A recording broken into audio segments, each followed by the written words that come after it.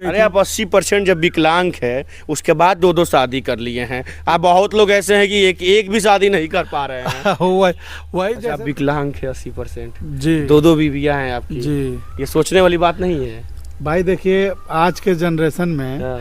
अब मेरे जैसे 80% विकलांग से इस तरह की लड़की शादी कर ले नहीं करेगी कोई। तो वही अब आप उस पे उत्तर प्रदेश के गाजीपुर में है और गाजीपुर में एक वीडियो बहुत ज्यादा वायरल होता है। क्या है भैया कि दो दो पत्नियां हैं, 80% विकलांग है, इनकी दो पत्नियां हैं। क्या है पूरा मामला जानने के लिए आ गए हैं और ये यूट्यूब पे वीडियो भी बनाते हैं।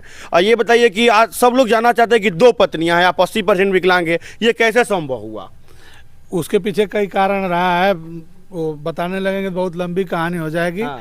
शॉर्ट कट में इनको गाय मार दी। हाँ। तो ये काम करने लायक नहीं थी, जिस वजह से मैं इनको इनके घर से उठा के लाया। उठा के लाए? जी अब उठा के ही लाना, मानिए आई हैं बेचारी, सपोर्ट कर रहे हैं। तो अब अच्छा, जब ये बीमार थी तो यहाँ पे ये सेवा कर रही थी। ये कौन है आपकी? ये साली हैं। अच्छा, शादी पहले इनसे हुआ, फिर ये जब बीमार हो गई तो साली आपकी सेवा करने के लिए आई। जी, जी। फिर ये अपने घर चली गई जी तो आप जाके उनको उठा के लेके चले आए? हाँ, तो उस समय परिस्थितियाँ खराब थी। इनको गाय मार दी थी, माता जी की कुल्ली टूट गई थी, पिताजी का एक्सीडेंट हो गया था, सीना की हड्डी टूट गई अरे थी। आप 80% जब विकलांग है उसके बाद दो दो शादी कर लिए हैं। आप बहुत लोग ऐसे हैं कि एक भी शादी नहीं कर पा रहे हैं। वही जैसे भैया देखिए मजबूरी हमारे पास थी। जैसे मैं विकलांग, इनको गाय मार दी, माता जी की कुल्ली टूट गई, पिताजी का एक्सीडेंट हो गया था।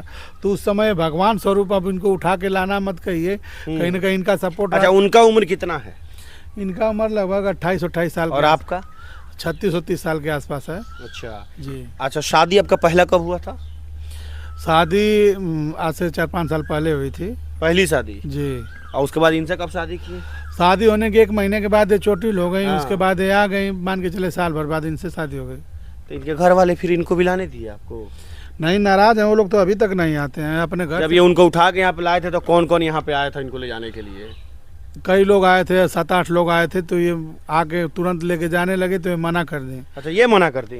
जी। जब आप वहाँ से आपको उठा के लेके आए तो आप वहाँ जाने से मना कर दी? हाँ, काहे नहीं गई? ना गई ना लोग उधर देख के ना जाते। सेवा करना था इन लोग का। हाँ फिर इनसे शादी भी कर ली आप? हाँ। तो ये नहीं सोची कि यार हमारी बड़ी बहन इसी घर में, इनसे शादी हुई, हम इनसे फिर शादी कर रहे हैं? नहीं, ऐसा ना लगल। प्यार हो गया था क्या?